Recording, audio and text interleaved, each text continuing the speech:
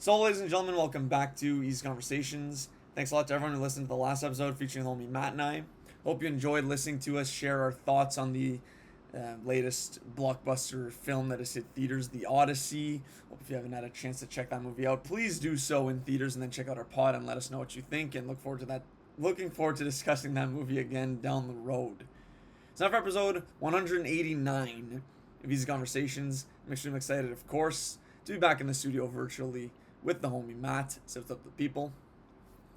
What's going on, everybody? Hope you're having a great day right now. You should be super excited for today's episode. It's going to be a really fun episode. Eric, on the last one, on the Odyssey, I had so much fun discussing the movie with you. But now for today's episode, it's going to be a lot more fun and interactive for you guys listening. So, yeah, Eric, well, without further ado, why don't you let everybody what we're going to be doing right now? Absolutely. So yeah, last one was definitely we're getting analytical and trying to be thought-provoking with our dissection of a movie. This is going to be more laid back, something we've done before in the past, which the title of the episode has given this away, but we're going to be doing some trivia. Matt and I have prepared questions for a topic of the other's choosing going into this episode. So for myself, I chose some Seinfeld questions, and Matt, we're going to the horror movie genre. So I've prepared, Matt, 4 categories of questions of varying level of difficulty in those categories.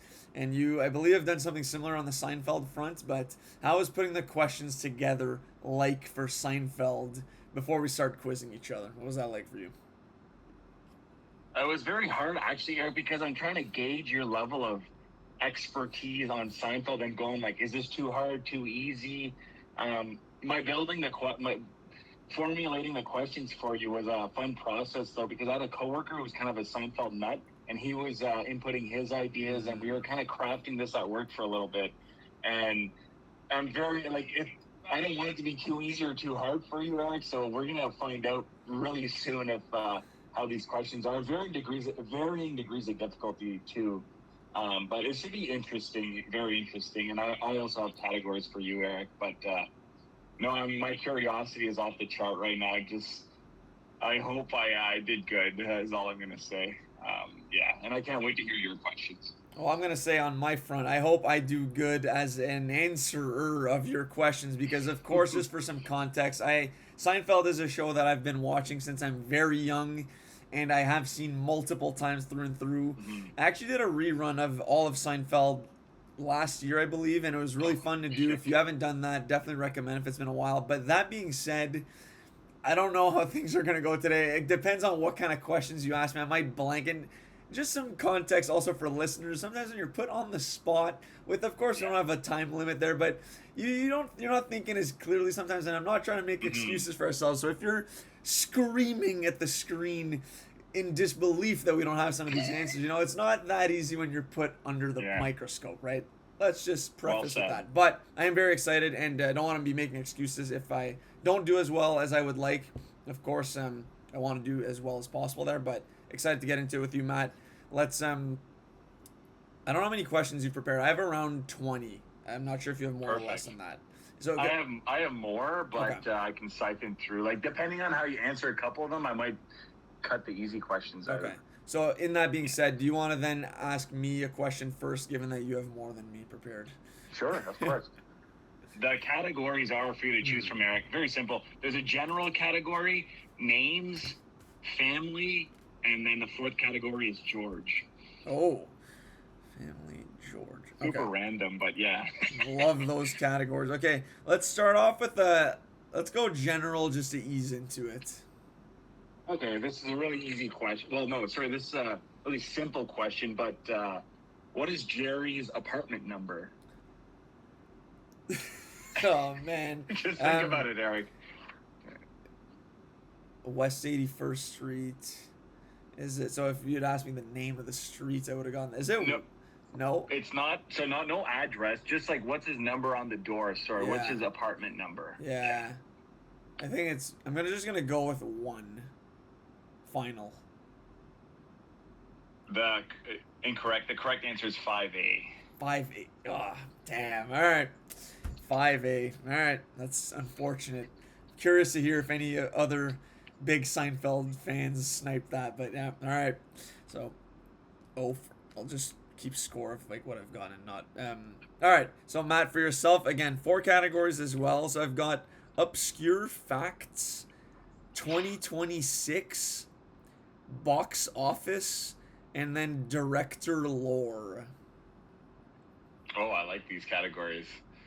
So 2026 is by itself, and then box office by itself. Yes. Okay, let's do box office. Okay. So this one, I'm gonna give you some grace with the answer itself. Where does Obsession currently rank all time at the box office for horror movies? Now I'm gonna give you a ±2 for this if you don't get the exact number, because it's like this isn't an easy question there. But Obsession, movie that came out this year, where does that rank all time box office? For horror movies, yeah. Yeah. Okay, that's a great question because I know it's been killing it all time. I'm gonna say it's like 14th. Final answer.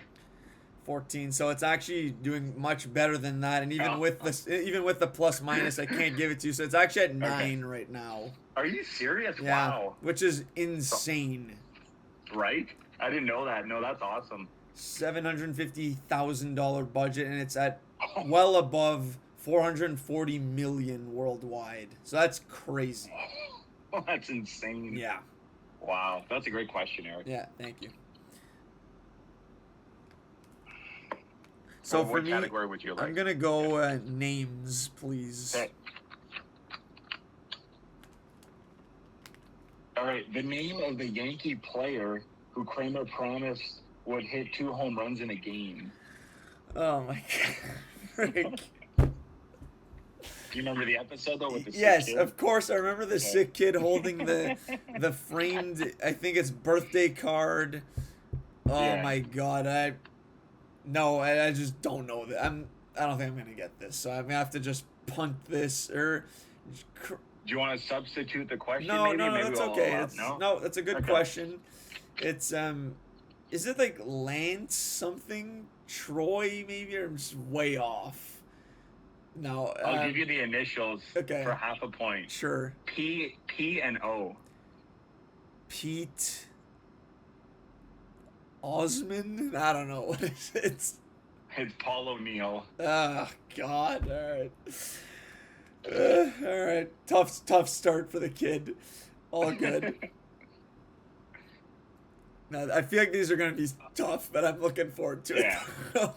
Let's do obscure facts. Obscure facts? Okay. So, I will say this is kind of a tricky one, so just a little preface here. Which movie was initially rated PG and caused an uproar with parents who brought their kids to see it?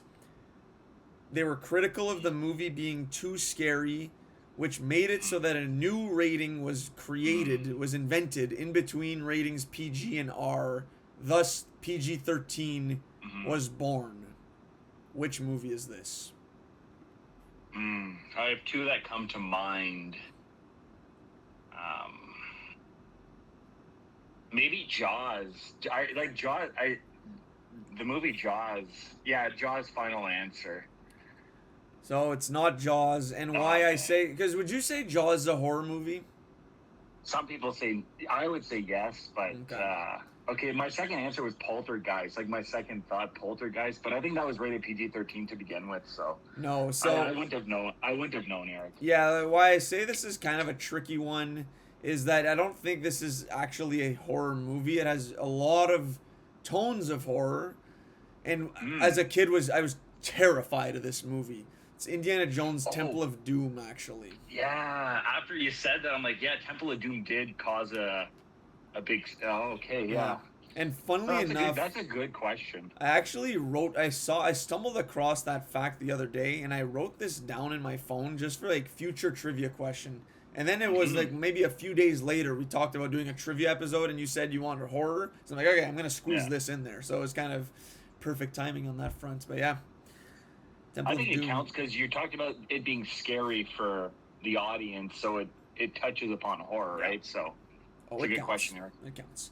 All right, let's just keep it moving down the chain. Let's go family next. Okay, family. Okay.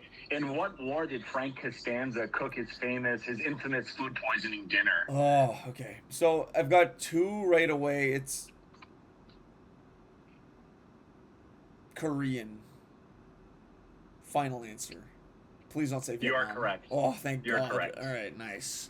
Let's Yeah, either go. Vietnam or Korea, right? Yes, I was in between the two, and like I just go first gut instinct Korea. Let's go on the board. You got it. Let's do the director category. Director. All right. So this is director slash actor adjacent. Mm. Okay. How many movies have both Willem Dafoe and Ralph Ineson appeared in Robert Eggers movies? Like both combined? Like they're both in the same movie? No, both combined. Those two actors combined, how many of his movies? You count like one appearance. If the both of them are in the same movie, like that counts as two appearances. Yes. Okay, gotcha. So the Witch, one for the Witch for Ralph Ineson, and then the Lighthouse. I think they were maybe both in it. Maybe Ralph had a small part, but I feel like he was in it. And they're both in the Northman. That's 5, and then I know they're both in Nosferatu. It's either 7 or 6. I'm gonna just go with my gut. 7, final answer. The double count of Ralph Ineson and Lighthouse, I think, is what did you in there. It is 6, actually. Yeah. Damn it. Yeah. So that I wasn't sure, but I'm pretty sure it's in all his movies. Okay, so it's 6. So I'm glad it was close, but yeah. No, maybe it went too fast there. So now it remains George is the remaining category, so I'm gonna go George here. Okay. What's George's ATM password? Bosco. Yeah, correct. All right, beauty. Let's go. I'm like, you're either gonna know it right away or you're not gonna get it right. That was one for my coworker, and I didn't know right away. I forgot that episode. Okay. It's an all-timer. I'm going to go last category, too, which is the 2026. 2026. So, for this one, in 28 years later, the Bone Temple, what is the name of the alpha zombie that Rafe Fiennes befriends? That's a good question. The name of the alpha zombie. I don't know. I can't remember.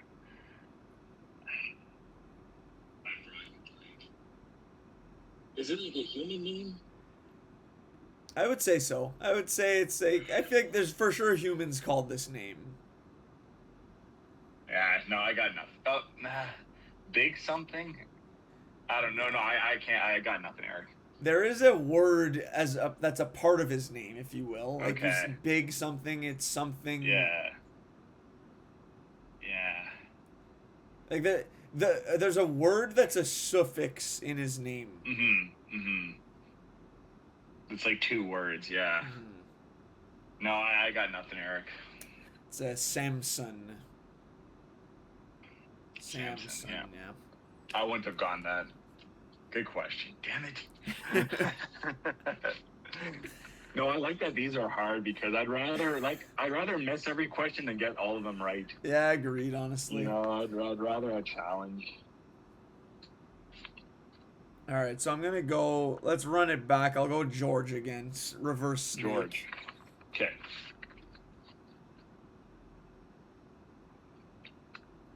What is the name of the one episode George doesn't appear in? One episode George doesn't appear in, so I want to say this is in season 1. Is it? Yes. Male unbonding. Final answer. No. That's in. Yeah, what is it? What is it? I felt so good. What is it? The Pen. Oh, damn, the Pen. I think when they go to Florida, yeah. I felt great about male unbonding, but then I think there's conversations between Jerry and George about this friend that he's trying to not, like, to cut off, I guess. Yeah, dang. All right, nice. The Pen. Let's do director, actor again. Director, okay. So for this, how many Oscars does Jordan Peele have? How many Oscars does Jordan Peele have? Just because, like, I know he has one for Get Out, but did he get a production one for other stuff? What was his last movie? No. I have my gut answer, but then I'm like, nah, I gotta think about this more thoroughly than just answer right away. Okay, he directed Get Out, he directed Us, he directed Nope. I think those are pretty sure those are his only 3 movies. Yeah, he's won 1 Oscar. Final answer. That's correct. Yeah, I wasn't I don't know sure why if I thought about it too long. Yeah. Nice. Yeah, I didn't want you to go down a rabbit hole of overthinking it and then thinking, oh, maybe he got another one, so let's just say he got 2. But no, good call. Good job on that. So I'll go family. Family. All right.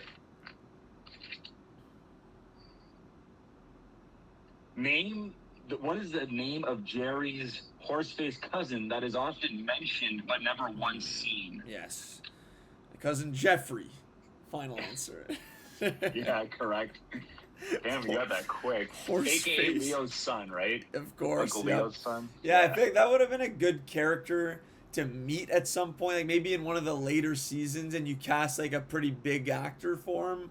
Trying to think of a horse-faced actor who would have been around in the early 90s. No one's coming to mind right now, but anyways, yeah, would have been good. Good. Like a Sylvester Stallone or something. I don't know. That could have been something. For sure. For sure. Yo, Jerry! Anyways. I'm going to go with, let's do obscure facts. Obscure facts. Which movie used real human skeletons instead of plastic props because they were cheaper to rent? Real skeleton. Oh. I could give a hint too in terms of the context of the scene, if that helps, because that was a part of where I found this. Sure, sure. So it's in a muddy water scene. Muddy water scene? Yeah. Okay, you're asking what movie? Yeah. I mean, is it Poltergeist? Final answer? Correct. Nice. Okay, because I already said Poltergeist. I'm like, oh, did I just do myself? Yeah. there's a famous scene with skeletons in the pool. It's gross, very infamous scene, which made me think of it being too scary for kids. Yeah, and apparently too, I think that scene caused a lot of the actors to have like diseases down the road and like cancers, and so pretty messed up actually. But yeah. That movie is cursed actually. A lot of people have died from the set, and yeah, it's a cursed movie. So that's crazy. That I didn't even know that about the movie, Eric. So that's wild. So I will go again. Names up next. Names. Okay. What is the name of Kramer's caddy? Okay, hold on. Like the first name that came, who the hell is Stan? It has to be Stan.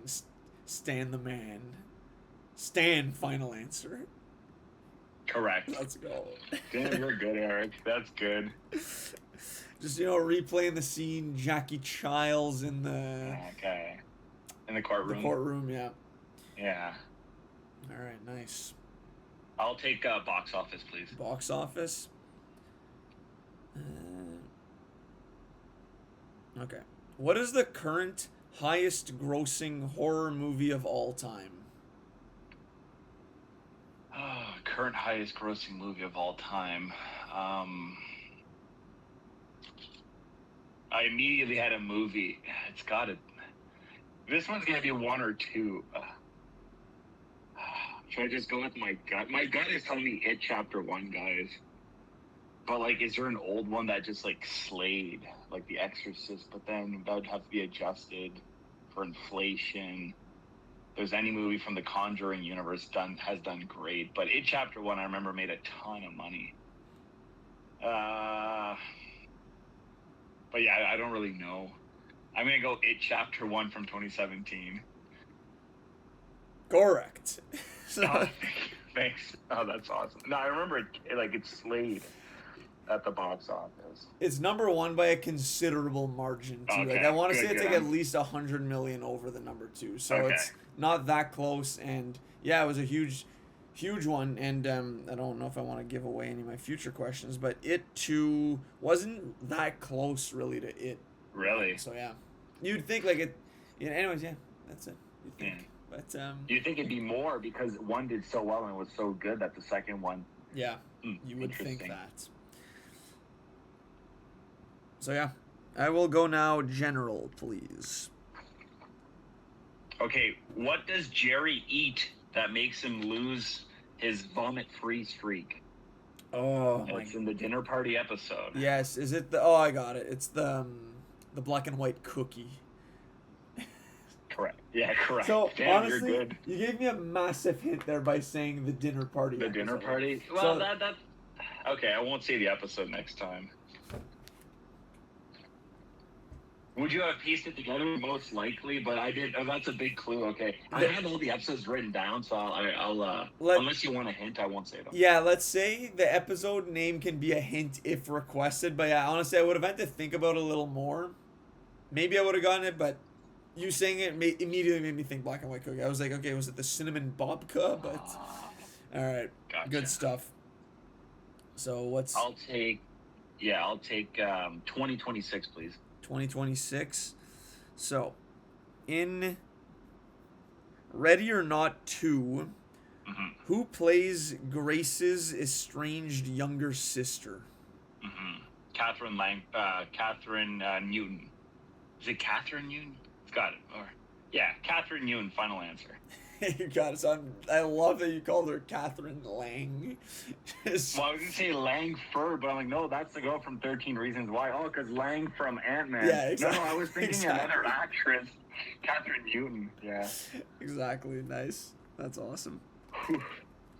Right. I just watched it too, like recently, so that helped. I think that's why. Well, basically for this 2026 category, I essentially went in your letterbox and looked at every 2026 horror movie you've seen. So I did not ask. There are no like obscure ones that you haven't seen in here. Or actually, there's a few that I haven't seen. But no, I went to ones that I know you've seen. I appreciate that, Eric. So let's keep running it. Let's go general again. Okay. What is the nationality of the man who smashes Kramer and Newman's game of Risk? Trying to think of a quote to use here, but Ukraine, not weak. Ukrainian. Okay. Yeah, of course you have it right. What do we want, Matt? We want, let's do the director one again. Director. So this is my last director question, by the way, because I have two other questions which were submissions from a friend at work, actually. So I kind of put those in as extras. So, what is Zach Krager's next movie coming out? Resident Evil. Final answer. Easy. Nice. Yeah. Boys are flying right now. Yeah, I've got 5 in a row. You've got 4 in a row. I've got 5 in a row. So yeah, who's counting? Let's. I'm writing them down too. Let's do box office again. I think it's my turn actually, but you're right. I don't know why. I'm just itching for this next question. Yeah. So I'm gonna go names, please. Okay. All right. What do we got? Okay. What is the name of Elaine's boyfriend that George has a man crush on? Man crush who has his collar popped. Tony. Yeah. I love when Jerry does that, bro. Tony. Yeah. He's a male bimbo. He's a mimbo. So good. What's the name of that episode, Eric? That is. Hold up. It's the. So I know exactly what happens. The name of the episode is. It's the toilet paper episode. Oh, that's a good question. What's the name of the episode? The toilet paper. What else happens in that episode? Close. You're so close, Eric. It's Frank. You have the right storyline. You have the right train of thought. It's about that incident. Yeah. Well, is it revolve around the gum or no? It's because then she chews the gum. I don't want to take too long here, but bathroom related. The stall. You were on the right track. The stall. Yes. Yeah. Nice. Nice, man. All right, big assist again, but yes, nice. That's just for fun. Yeah, it's true. All right, so I'll do box office. Okay. Yeah. What was the highest grossing horror movie released in 2025? Okay, well, last year, what did we have last year? That's a great question. Oh, damn. See, like something I would, like you said, Eric, on the spot, like you have to think, and then people are listening right now, hearing me. It's really, it's quite difficult. I'll cut the ums out. What was the biggest movie? What were the horror movies last year?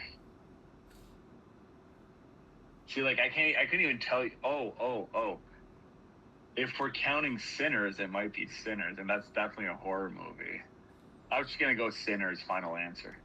So it is not Sinners, actually, and I did think that would be the train of thought. I'm not trying to trip you up here, but it's The Conjuring Last Rites is actually the one that grossed the most. Of course, it's a Conjuring movie. I totally forgot about that one.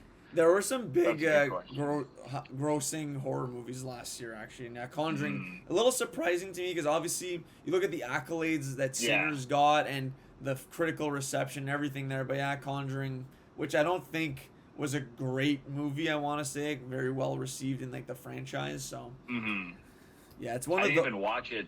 Yeah, maybe that's why I didn't think of it, Eric. I didn't even see it.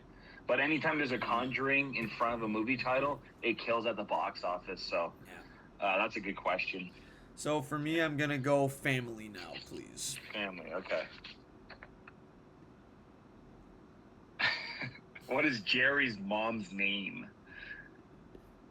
So Morty, and then so now I'm kind of tripping out here in that, is it Ellen or Helen? And it's not Ellen because I'd be too close to Elaine. Helen, final answer. Great deduction right there, Eric. Yes, it's Helen. That was awesome. Let's go. Wow, you're cruising. I'll do 2026. 2026, okay. In Obsession, what does Bear tell Nicky he would want to be if he could have any job? Oh, God. What are his... Yeah. What is Bear into in the movies? Like, into music, maybe? He could have any job. It's probably something simple, eh? If he could have any job. He does work at a music store. That's why I thought music. So it's probably not related to that. No, I don't know. I'm drawing a blank. I have no idea. So I'll give you a hint in that it comes up quite a few times, and there is a scene where... Okay, so when Nikki makes...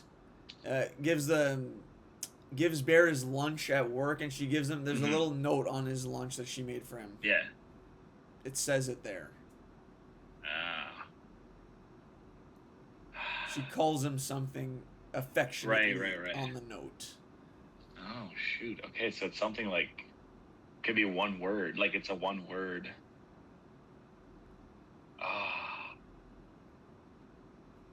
Singer, rock star. I don't know, Eric.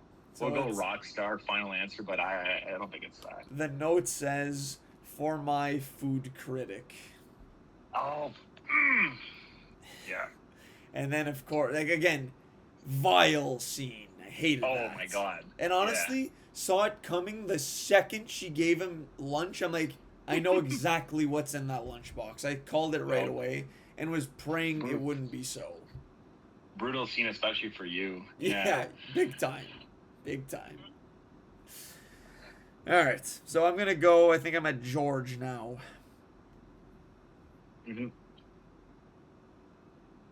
What is... I'm trying to find a hard... Okay, according to George, what is the opposite of tuna on toast? Okay, so I'll have... tuna on toast, so chicken, is it? No, because then they talk about salmon going against the current, so it's chicken on rye. Is it just that, chicken on rye? Like, I know the order, there's more to it, but chicken on rye with a cup of tea. And I think there's something else. I'm gonna go chicken on rye. Final answer. It's so close, Eric. I almost want to give you a half one. It's chicken salad. Damn. Damn, chicken salad. I should have known that.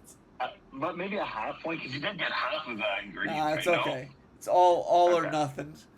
Damn. Honestly, even saying it, I knew I was missing something in there. Chicken salad on rye. The fact that you recall the dialogue like that, though, and that's impressive, Eric. But that is I should have gotten that entirely because I've seen that episode so many times. The Opposite is a classic. And when you look back at like classic Seinfeld discs, because we have the box sets for almost every season. We might have every season now. And season 5 was the first season that we owned as a family and would watch constantly. And that disc has goated episodes. The marine biologist, the Hamptons. I think the stall is in that disc, honestly. It might not be, but or the one where the conversion. The mango is earlier in the season. The conversion. It's all those episodes. Poppy is in there too. He might come up later. Who knows? The pie. So many classics.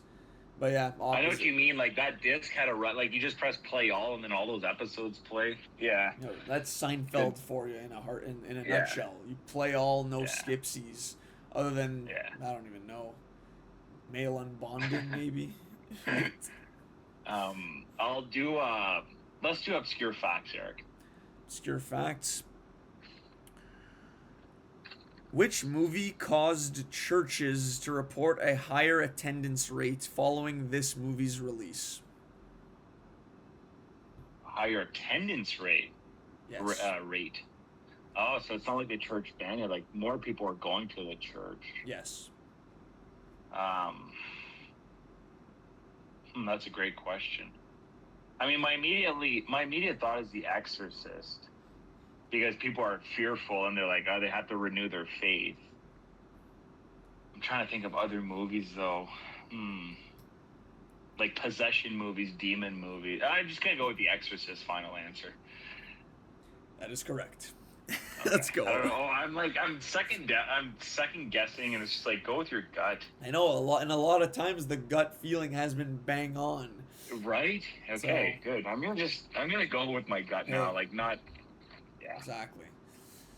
That would have been me with the Korean versus Vietnam War, right? And I could have talked myself into a circle and choosing Vietnam there, but yeah, gut. Typically, the answer comes to you, and you either I feel like know it or don't. It's tough to pull stuff all the time, right? So exactly.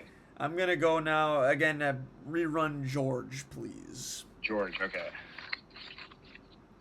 This one I think it's harder, but.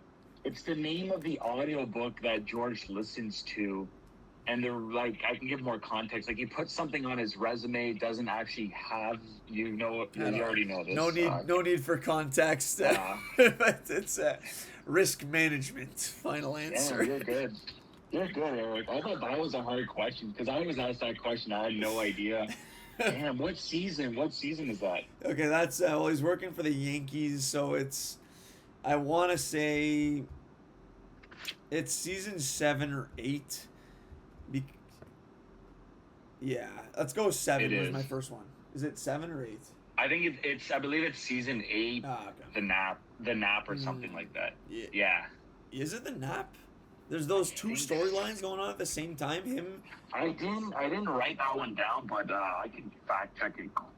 It's for sure season 8. Maybe I'm misremembering the episode. It might be I don't think it's the nap because in the nap he's actively trying to nap, whereas in this one he's actively trying to avoid reading. I don't think he'd be juggling those two tasks, which they do go hand in hand. If you don't want to read, take a nap.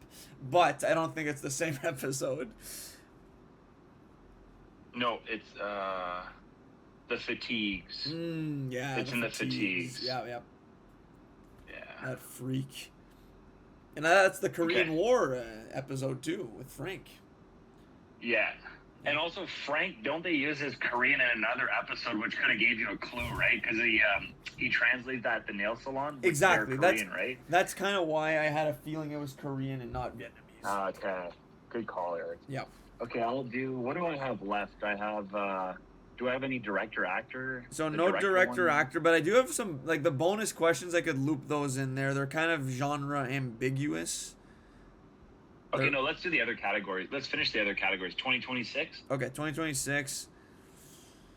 In Send Help, what does Linda use to paralyze Bradley and then pretend to castrate him with? That was a good scene. He paralyzed. Well, like, I'm pretty sure it's like a plant or something, like some sort of toxin from a plant. What else could it be? No, it's a mushroom, which would not be count as a plant, right? So you got the toxic part down, obviously, but what we're gonna look for here is the source of the toxic. Like, that's all we'll need. Yeah. And generally, it doesn't have to be like extremely specific. Like just whatever you think, as long as it falls under the general umbrella, it counts. Maybe it was a berry. I know they foreshadow it. It's either a plant, a fungi, or a berry, like a fruit. I'm going to say a toxin from a fruit. Final answer. So it's actually an octopus toxin that she uses. Oh, damn. I was totally off. Yeah. Totally off. Okay. Good question. Damn. So I'm going to go family. Family. Okay. What is okay, well, I'll just say Morty's neighbor's name, like in Florida, the neighbor. First and last name. The man with the pen, of course. That would be a man who's ridden in a Cadillac hundreds of times, thousands. Jack Clumpus. Final answer. Damn, that's good, Eric. You get bonus points if we were doing that. So we got, there's 2 box office left, 1 2026 and 2 obscure facts. Let's do a box office, please. Box office. Now this is one with options. Which of the following movies grossed the most money worldwide? Alien Romulus, Smile, Final Destination Bloodlines, or A Quiet Place Part 2? Great question. My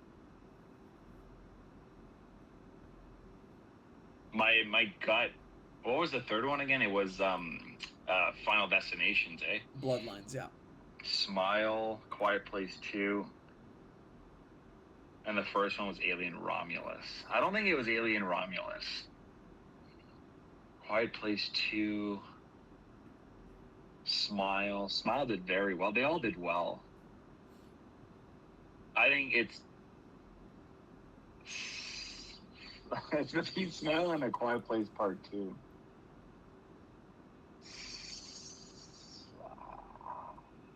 I think it's Smile, final answer. I respect the shots, but the others are all sequels, and we know typically sequels do better than the original, right? And in this case, it's the one that you dismissed immediately that grossed the most. Final Destination? No, Alien Romulus, actually. Damn! Yeah. Wow! Oh my god!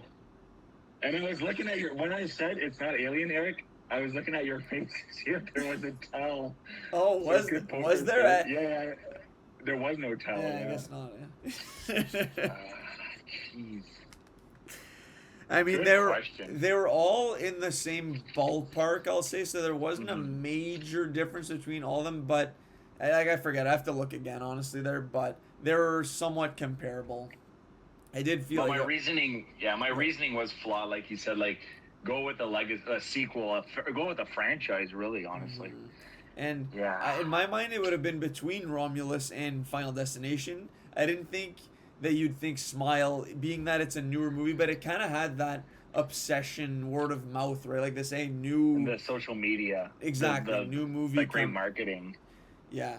So, which I feel like now Obsession, or could we see an Obsession 2? Like, does this get franchised now? Or I'd hope kind of the director just starts to try different things, because I don't know if you're going to recapture the magic of that surprise smash hit in Obsession. Oh, you never. I don't think you can, but Yeah, but then again, I think yeah, we'll Smile 2 did do better than Smile 1. see. Like And it was critically. very good. Yeah. Yeah. All right. What would you like, Eric? So I'll go. I think I'm at names now. We have lots of generals left. Let's go generals. Yeah, names. I have a lot of names too. I have a lot of. I'm just gonna ask you all the questions in the end, anyways. I'm down with the general, honestly, because I feel like that Okay. family Clumpus was a name. So let's go with the general. Yeah, I did sprinkle names in other categories That too. makes But sense. anyways, what new idea does Kramer and his intern come up with immediately after dumping the ball of oil on Jerry's girlfriend? That's tough. So I can picture that. Damn. I wish the question was, what is the name of Kramer's intern? Darren. But I didn't know that. that is it like a self-filling? It's something weird like that, it's something stupid that you would never need, but they both think it's genius. Like, I'm gonna say like a self. Frank, you're gonna say I'm gonna laugh, but I think like a self. Fuck, I've said it. How many times have I said self? I don't know. What is it? It's ketchup and mustard in the same bottle. I was close. I was right there. God. Well, like you're in almost like the service industry. I don't know, self-serve. Being too kind here, but That's a great that's episode, gold. yeah. That episode is classic. Yeah. Where I'm watching Seinfeld still like every week with Mackenzie Schreiner episodes she's never seen. Nice. It's the best sitcom. Oh It is yeah, the best. 100%. I feel like even though I said I just rewatched it last year, I should rerun that in the background when I'm like doing dishes or whatever, Exactly. or eating. You have 22 minutes to kill. Yeah. Yeah. I'll do obscure facts, please. Obscure facts. What is the first movie ever to showcase a toilet being flushed? This one I happen to know. It's Psycho from 1960. Final answer. Let's go. Psycho is correct. So yeah, that was, I guess, at the time that had never been shown on screen and was Correct, yeah. like mind blowing to people to see. Are there feces in the toilet or is it just urine, Matt? I haven't seen the movie. No, it's just it'd be like more blood, like cleaning up after the crime scene. But yeah, no, there's really not much in the toilet, just liquid. And I guess that was enough to put the, overly prim and proper audience members in a state of shock and disgust at the time in 62. Yeah. Was it? 64. Because it's like a shot right above the toilet, like, and no one's ever thought to put that in a movie. Because why would you? But he's like, let's put this in because it's perverse, and it's like he's getting rid of the evidence at the same time. So. Yeah, it's really cool. That's a good trivia fact, actually. Not many people know that, but Psycho was the first for a lot of things. I do think that like Hitchcock in general, his filmography is definitely a blind spot. So I would like to get in on some of those movies at some point there. Absolutely, yeah. All right, so let's go general again. Some redemption here. Okay. Excuse me. All right, well, in the episode The Stall, Tony dislikes which kind of sandwich? Frank, Tony, I can see it. Is it? Oh my god, this is frustrating. Because I'm actually forgetting now. Oh yeah, Tony, I made you chicken salad because I know you hate. He's like they're in the mountains and he's all proud that he made Tony his favorite sandwich. I'm pretty sure I got it. It's egg salad. Final answer. No, so close there. Peanut butter. Damn it! I feel like you were gonna say it. I thought you were gonna say it. Oh, that's good. Peanut butter. Who hates Peanut butter. peanut butter? You freak. All right. That sucks. Because George mentions it, and then Elaine's like, he hates that. I'm glad you said that. I'm glad you mentioned that, yeah. Damn, you're right. Yeah. I'll do I have a box office left? You have one box office left, yeah. Let's do box office. This is a tough one. So, which horror movie had the biggest second week drop off at the box office ever? Oh, no multiple choice. You're like, I need options. Can you tell? Is it a movie from the 2000s and up? Yeah, yeah. Oh, okay. 2010s and up. So had a good like name recognition, but then the movie ended up sucking. Therefore, the biggest drop. Yes. Oh, okay. I like that. Is it maybe a sequel? It's something too, like, because it wasn't as good. Oh, that's a good one, Eric. Can you repeat the question? Second, like the biggest drop off in. Yeah, can you repeat it, Eric? So which horror movie had the biggest second week drop off at the box office? So it was released, had a relatively big first weekend, and then the second weekend was a big drop off, and the drop off was 76% drop off from week one.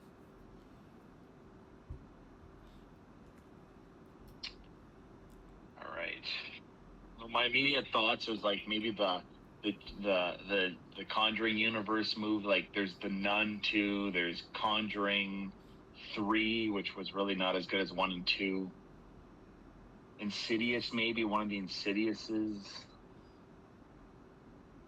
I could be totally off. Could be not even that genre, like not that universe. I'm gonna The Conjuring 3. Okay. Final answer. This is not Conjuring 3. It's actually not a sequel, but I want to say the sequel to this movie probably didn't do that well either. It's Five Nights at Freddy's, actually. Damn, nice. Okay, I haven't seen that, so it wasn't even in my possibilities of my head. I would never have said that, so good to know. Yeah. Good trivia question. Five Nights at Freddy's, okay. So I'll go, I kind of want another general, honestly. Last one for now.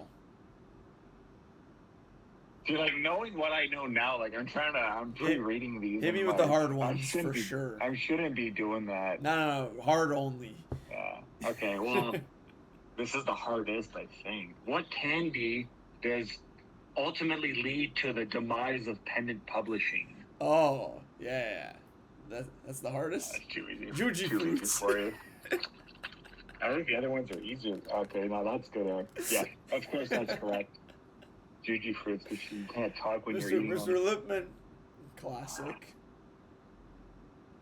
Maybe this one would have been harder, but I'll read it to you anyways at the end, and you'll let me know.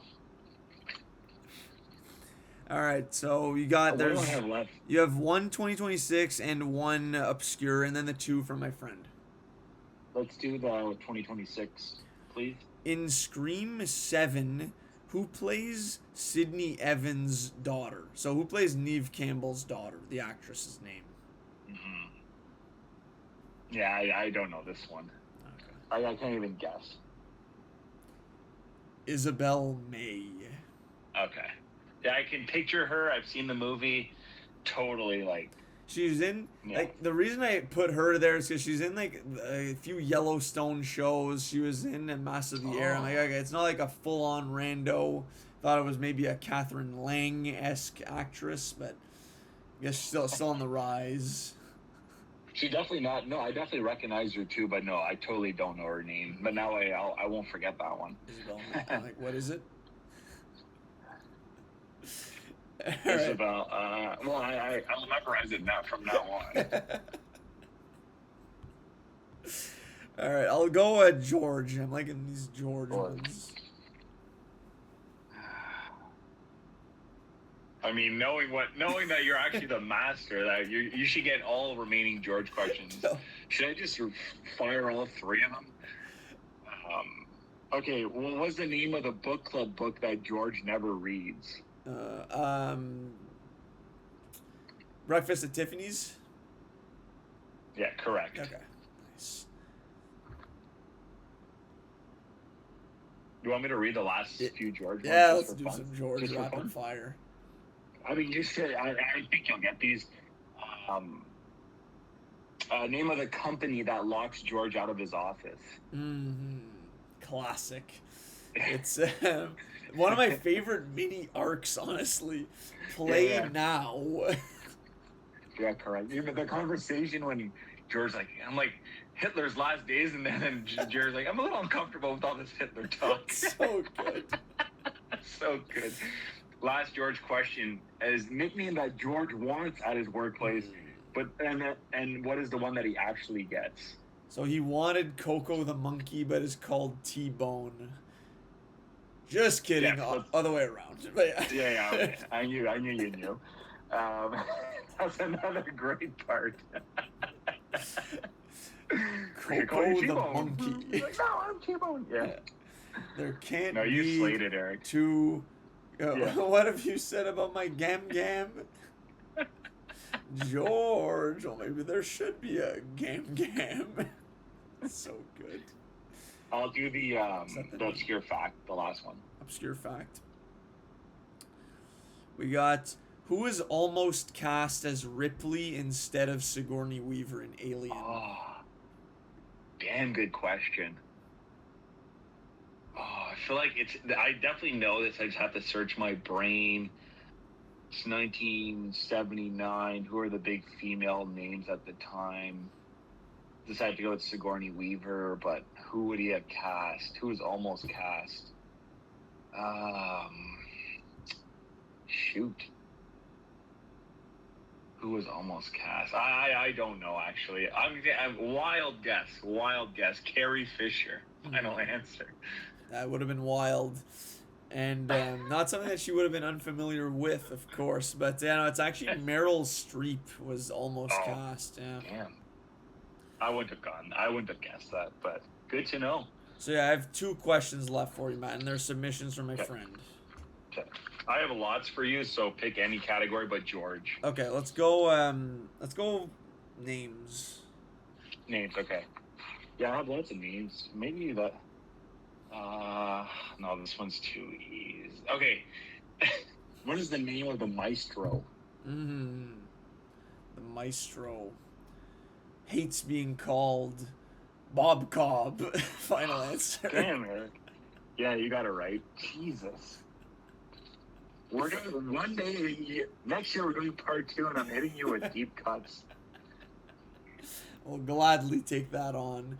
I should have also said, I feel like I undersold my Seinfeld knowledge. And again, I've messed up on some easy ones too. But we did have a Seen It Seinfeld game growing up. So I am familiar with trivia questions as they pertain to Seinfeld. And I remember you did have that. And I remember you've watched the show since you were like, you introduced me to the show and I was only like 13 or 14. So you were even younger, of course. So, yeah. No, I mean, well, yeah, it was hard balancing for me, Eric, like too hard, too easy, because there's some really hard trivia where it's like, what the hell? Like, you would have been stumped, but hopefully one of my last 2 questions stumps you. I'm sure. But I'll go with one of the last 2 for myself, Eric, the listeners one. Yeah, so my 2 questions here are from my friend Melissa, and she submitted, what is the name of the girl possessed in The Exorcist? Reagan. Final answer. Nice. Reagan is correct. Awesome. Do you want the other question or alternate me question, then you again? Well, I'm going to hit you with, this is probably my hardest question. Yeah, let's go. The actor that played Elaine's dad is in what Quentin Tarantino movie? Oh, man, come on. You hit me with my, that was one of my 4 favorites on Letterboxd back in the day. Reservoir Dogs, final answer. Yeah, of course. I asked that one at work and nobody got it, so I was like, I don't think you'll get. Damn, nice. If you would have asked Lawrence me, Tierney. like the name, exactly the name of the actor, I would not have gotten that for sure. Oh shit! Okay. Lawrence Tierney. But that's hard. Like asking you, like, who's the guest? What's the name of the actor who played? Who is the Tony? You know, like, or the you know, like that. To me, that would be cruel to you. That's the kind of question I would ask. Who played Tony? It's crazy. Right? To me, that's too hard. Yeah, for sure. Like, known character actor, Dylan Reagan. All right, so the last question was, in the movie Pearl, what is Pearl's lifelong dream? Yeah, to be a big, bright, shining star. I mean, that's what she wants to be ultimately. So yeah, the answer we were looking for was to become a star. And I did ask her, like, does be an actress or a celebrity count? She's like, yeah, that counts. I'm like, no. He has to say star, and you did say Yeah. star, so you Okay, got perfect. it. I was Good also job. thinking the exact wording, but okay, thanks for giving that Yeah. to me. Yeah, good Yeah. stuff. No, I'm just Thank kidding. I you. would have given it to you if you'd said like big actress or whatever there. So, Yeah. you But no, know, because she always says star. Like that's yeah. which one do you prefer, Pearl or X of the two? Looking back, I think Pearl. I prefer Pearl. It's more like character study and like super well acted. X was more slashery and exploitation vibes, but yeah, Pearl. I think out of the three for sure. Yeah, I was You, Eric? counting Maxine, but yeah, I'd say Pearl too, just because it had, like you said, less slasher and more. I feel like the style was more Mm-hmm. appealing, just how the movie looked. I like the retro vibes, but the slasher in X was really good. And I feel like I've said before, but had that movie had no horror or slasher elements, I think it could have been an amazing movie as well. Maybe like a Zack and Miri make a porno type movie. And even I've never seen Boogie Nights, but I imagine there's something along the lines of what they get True, up to yeah. in X. So I feel like there could have been potential for like either a good drama or a good comedy there, but the horror still played, and there's some great kills in that movie. So, yeah, X and Pearl, great movies. Would definitely recommend. Amazing. All right. Last question for you, Eric. Let's go. I feel like you're gonna know all these. Okay. What is the name of the friend who assigns everybody tasks if you're invited to his party? Okay, so I know the episode. That's a great question. Okay. Really hard. Assigns Ty. I can see him. He's like, can be next to the stereo. Can see his vibe. Yeah. Is it like? I was gonna say Fun Bobby, but I'm mixing up my sitcoms there. Is it like, I want to say it's a pretty generic name. Like, oh, we're going to Steve's place and he's going to assign a task to me. Steve's the name that came to mind. Could be completely off.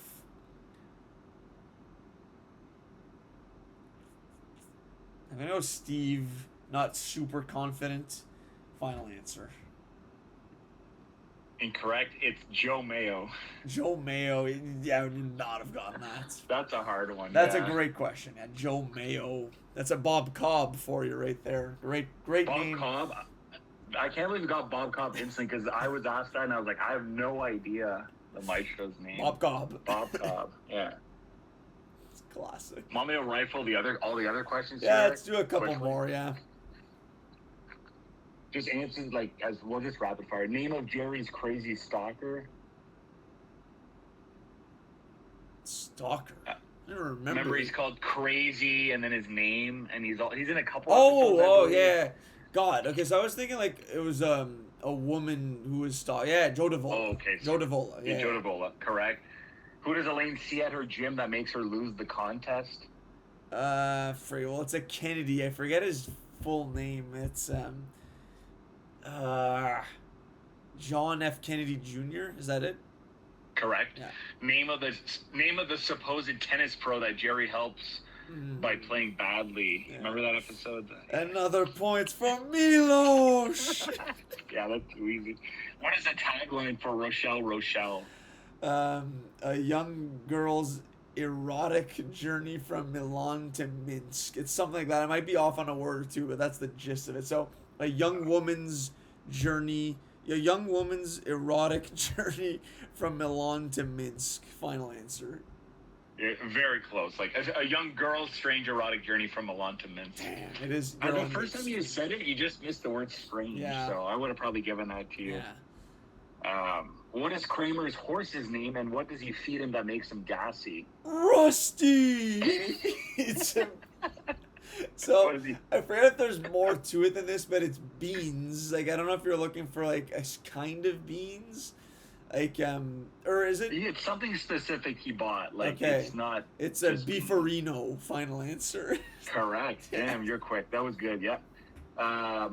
What is the name of Elaine's friend who only wears the bra in public, and what is he the heiress to? Sue Ellen Mishke, heiress of the O. Henry. Correct. Yeah, O. Henry. Yeah. And what is Frank Costanza's move? Stop short. Yes. And what is the name of Morty's raincoat that he says he claims to have invented? Oh my god, it's the frig, I know what it is. Yeah, oh my god, the I should have raincoat. asked that question. Damn. It's oh my god, hold up. This is just a blank. I know what it is. The I know you know as well. yeah, like I almost want to ask for first letter, and then I won't even be that happy about getting it. The oh my god, the First letter? no wait, not yet. Okay. Oh, freak, I know this is dragging on here.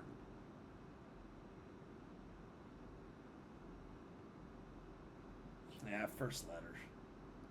E. The E.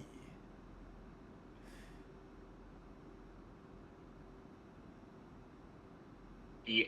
I'll give you a second letter, or that'll be giving away too much. E. It's EX. The executive. Yeah. Oh, you're so close. It's not even executive. My God, the It's very close to that. executor. The executor. Yeah. Wow. Well, I guess I just didn't know it, but damn. Should have given you that question. Yeah. Oh, Well, now that was a lot of fun. we're ending on a note of you got me on that one, among others, obviously there. But yeah, no, the executor. Now it's back to the drawing board. I gotta restart it now. The executor. That's an unacceptable blank. But anyways, that was super fun. Yeah. Zach's screaming right now. Yeah, Zach for sure got it. He definitely got that. He'll text me about it too. So it's good. Good That's stuff. I can't believe you didn't get executor right away, but no, it's good stuff. That was super fun, and I do think yeah. I do want to do like another show like that. Maybe like Office Friends. Try one of those Ooh. down the line. But yeah, Seinfeld. Like there's more to ask too, right? Like there's so many Seinfeld trivia questions out there, so I'd be down. I also think another one we could do down the line would be, rather than just one theme, it's like we have 4 categories, and each category is like a show or movie. So you do okay. I want my Sinners questions now. Okay, now my One Battle After Another questions, like something like that. So it'd be a little variety too, and like you know what to expect. Whereas for you, horror movies, you can go anywhere. Five Nights at Freddy, for God's sakes. So it's like it would be a cool way of doing it too.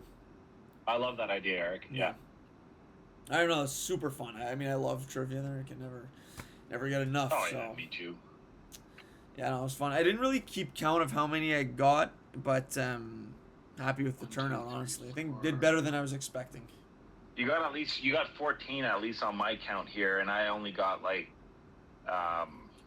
not even 10.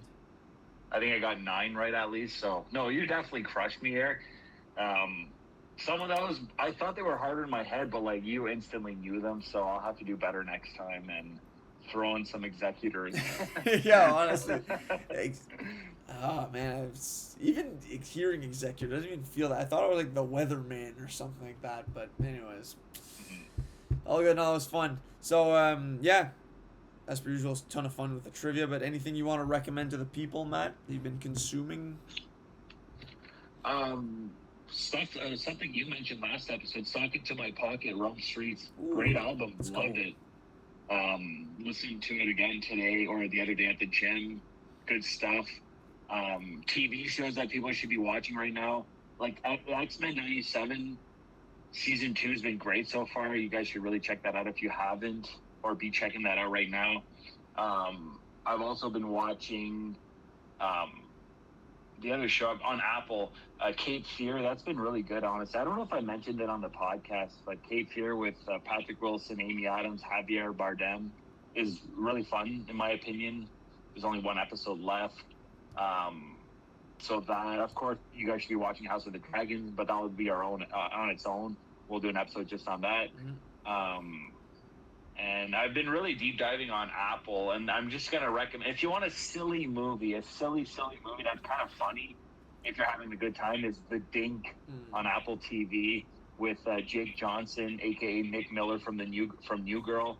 It's actually pretty funny about tennis and pickleball. Like, it's got a good cast. Mary Steenburgen's in it. She's great, always great. It is funny, actually. Like, there's some funny bits. So the Dink, very easy to watch, Eric. If you have nothing, if you want to shut your brain off for like an hour and 40 minutes, watch the Dink. But yeah, that's what I got to recommend. Okay, it's some good stuff.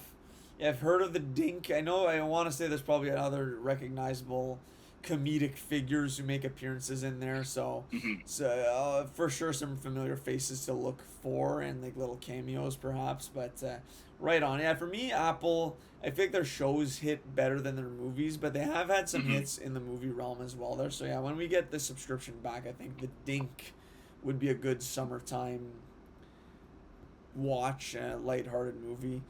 But no, good stuff. I haven't started X-Men yet. I'm waiting for the whole season to be done and then just binge it. That's my plan. Good idea. For X-Men. Like an animated show, I feel like, and I do feel like this is the kind of show that you do want to just keep ripping them. And yeah, so no, X-Men, I loved season 1. It was one of my favorites of 2024, I want to say. So we'll check that out for sure.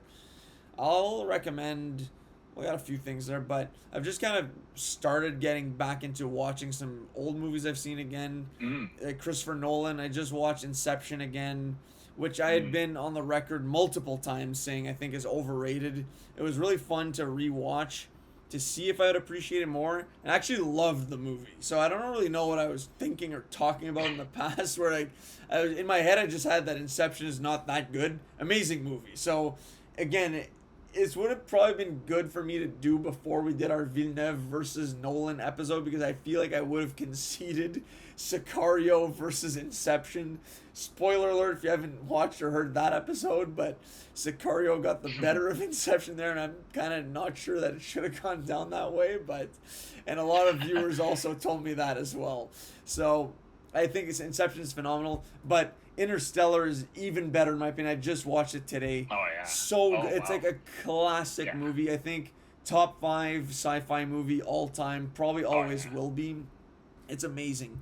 And what I did notice this time watching it was that the final sequences in the different dimension where we spend some time there, it gets really trippy.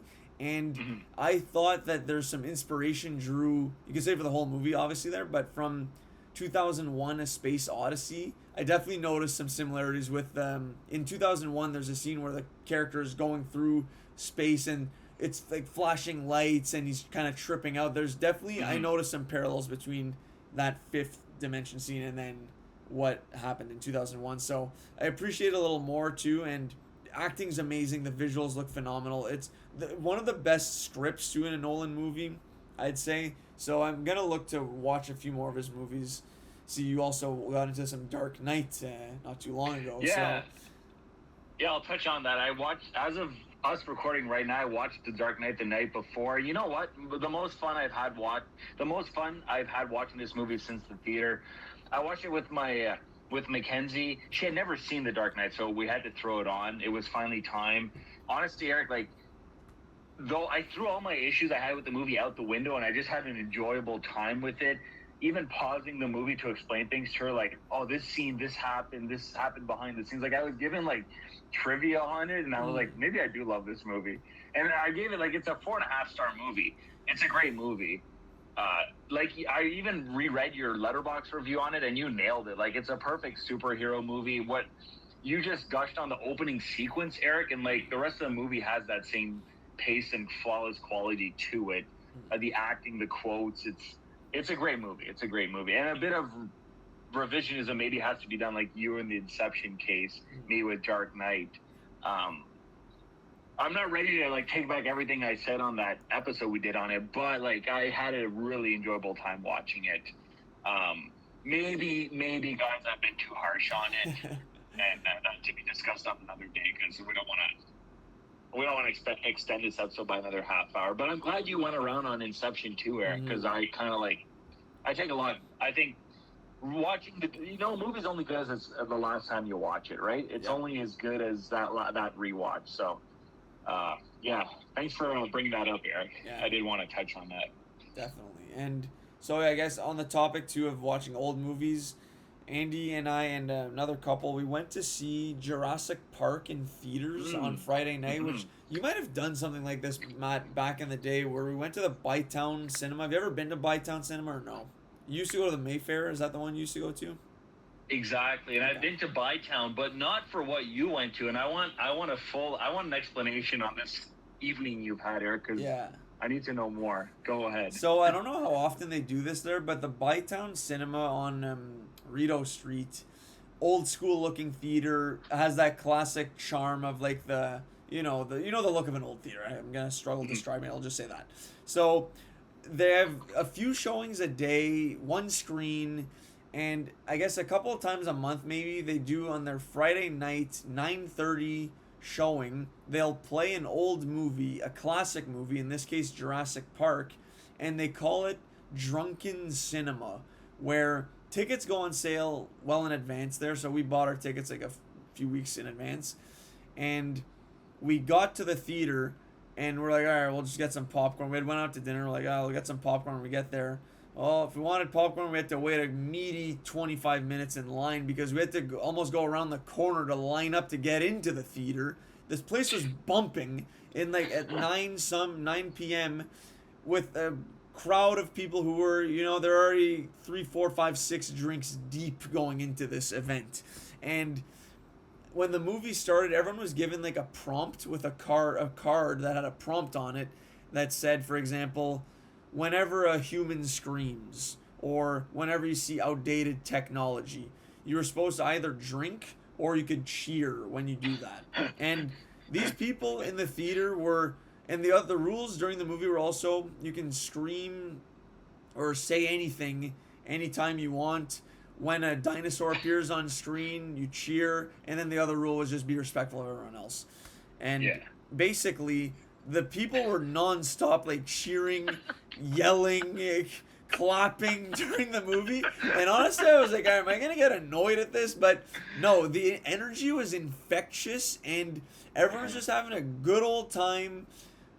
A lot of these people were buckled, but, they were making some pretty funny comments. Like, the thing that's great about this, too, is that everyone's seen Jurassic Park for the most part, right? It was actually Andy's first time seeing it, too. So for her, what a first experience seeing that movie. And she loved the movie and the experience, so it was a lot of fun to be with people who, people sometimes will clap in a movie theater or they'll try to land a joke, but then you miss a key line of dialogue. Right. These people have seen the movie. when to make a little crack or like cheer and stuff, right? So it was well executed injections in the movie. So a lot of fun. Would do again. And it was just cool having that kind of energy in the theater, which I've never seen anything like this. Like, I've been in theaters where people have cheered at certain spots, but not pretty constant. Like, every time someone was getting eaten or killed, the people were howling in the theater. Like, the dinosaurs were in the Bytown Cinema. It was pretty funny. So, honestly, a lot of fun. Would definitely recommend you try something different. And, go with maybe a few people. Have some drinks there if you want. You cheer as you're prompted to and or when everyone else is too, right? Like, it was... Like, I didn't really lead any cheers, but whenever people were cheering, I was getting in on it too because it's fun. And, it's just... You just feel like you're a part of a community when a bunch of people are doing the same thing and you're all vibing together. So it's kind of like that. So Drunken Cinema, Bytown Cinema, good times. And Jurassic Park on the big screen, unreal. First time I've ever seen it in theaters. So it kind of made me want to go to the theater to see old movies when they like say 25-year anniversary or whatever. Which I've in the past said like I have no interest in that, but it'd be cool to see some of these movies that I love, like Harry Potter, for example. And actually just go, like, let's go see Harry Potter, Chamber of Secrets in theater. And everyone who's going there is a massive fan, too. And they'll probably be cheering at stuff, too. So. Wow, what an experience, Eric. I couldn't help but laugh. Like, that sounds like such a fun time. And, yes, I'm a big advocate for going to see old movies at the theater. I've done it dozens of times. It's awesome. It's just, the movie, but it's so loud and in your face. And it's the perfect atmosphere to view a movie, so... And I've never seen Jurassic Park at the theater, so I'm jealous now that you got that experience and drunken. I've never heard of this. So when I when I read your letterbox, I was kind of howling. I was like, oh no way, people are cheering when the dinosaurs are killing people. That's awesome. No, that's awesome. I just wanted to hear the experience again in detail. Good stuff, Eric. Dr. Malcolm was getting some ow ows from the crowd. Like it was hilarious. Honestly, it was hilarious. It was a great time, awesome. and it's such a classic movie. It's one of my favorite. Also, speaking of like top 5 sci-fi, obviously different. And I mean, Interstellar space, but Jurassic Park is as good as it gets when it comes to sci-fi, in my opinion. But it's a masterpiece. Yeah, one of the things actually, I don't know if it was a prompt. It must have been a prompt, but it was cheer every time John Hammond says "spared no expense." And he says it like 10 times in the movie. I've never noticed that. Yes. Because people were cheering every single time he was saying spare no expense. And I'd never picked up on that, but now I'm never going to forget it. That's for sure. Yeah, spared no expense. I love that little hidden facts. Like, no, that's awesome. Yeah, that's a trivia question for you. But what's John Hammond's catchphrase? Spared no expense. Spared no expense, yeah. No, it was really good. So, yeah, I mean, that'd be it for movie viewing recently. One thing that we've been trying to do over the last, 3-4 weeks, honestly, is, every week you get, your recap or, weekly recap of your screen time on your phone. If you have an iPhone, especially, it does this there. And you're always disgusted getting that 5 hours, 27 minutes, 4 hours, 48 minutes. So we've kind of set a goal for ourselves to keep it under 3 hours on the week. And I think it's been 2 or 3, at least 3 weeks, maybe 4 that we've done this. And twice I've actually succeeded in being under 3 hours. And it's not easy because there's so many times where you have downtime. What's the easiest thing to do? Immediate thing for a dopamine hit is just go on your phone, see someone messaging me, something on Insta, YouTube, whatever. And honestly, there's nothing wrong with being on your phone. You get entertainment there, you connect with people. You sometimes literally have to go on your phone. But we found that we were getting into a trap of always just being caught on Instagram scrolling for too long and kind of not feeling great about spending that much time doing it. So done that. It's been a good habit. We're trying to keep it going. Obviously, there's going to be times or even days where you exceed that. But if you can maybe cut down a little on the next day, even it out. One day, so I had I think this was the first week. So it starts on the Sunday. On the Sunday, I had 6 or so hours of screen time. So what I do on Monday, like a normal human being, I rounded it out with 20 minutes on my phone the next day. So kind of going into two extremes there, but that's what was needed to make it so that I could hit that under 3 hour quota. And it's been a fun little goal to have, and it makes you want to do other stuff too, right? Like make plans or go outside and stuff like that. Read, so I'm gonna recommend that if you want a little challenge for yourself, that you'll maybe seek new activities out and a little less time just staring at a screen. That's a good recommendation. I do get the weekly report on my Samsung Galaxy, and it's like, you were 43 minutes more this week or less, so I should try to lower it every week. It's going to be hard for me to do, but just reading could be a better option. Or why do I have to have my phone on when I'm eating? Just eat in quiet and just meditate, just be alone with my thoughts. What's wrong with that, Or anyways, good recommendation, Eric. Yeah, thanks. And I guess that would be it for now there. A couple of rerun some Nolan, I feel like can't go wrong, and limit the screen time.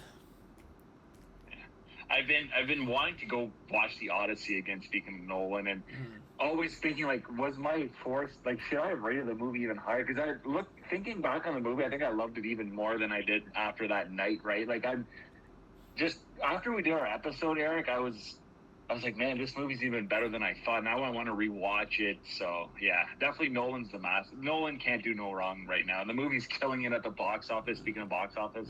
So happy to see that. I'm in the same boat as you, Matt, rowing away with Odysseus at the helm. And, I completely agree. I'm looking to go again, maybe this week or next week. It's like I'd already said, I'm going to go see it in theaters again there.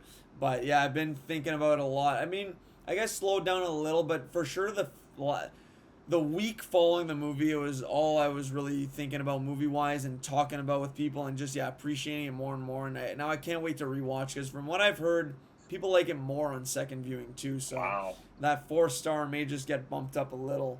Who knows? But, So no, That's all I got for now. Yeah, same here. Yeah, Matt, a lot of fun to do with you. Great battle of trivia. Any final notes for the listeners? Thank you, everybody that listened to this episode. I hope you joined along on the trivia and tried to answer the questions too. It's a lot of fun doing this with you, Eric. I love doing these types of fun episodes with you. Hope everybody you're enjoying your summer right now. And once again, just thank you for listening to our podcast. Well said, Matt. So yeah, thanks a lot, everybody, for listening. Stay tuned for episodes dropping every 2 Mondays. Enjoy your summer. Get out there, throw the phone in the bedroom, lock it away. Never forget the executor. And yeah, peace.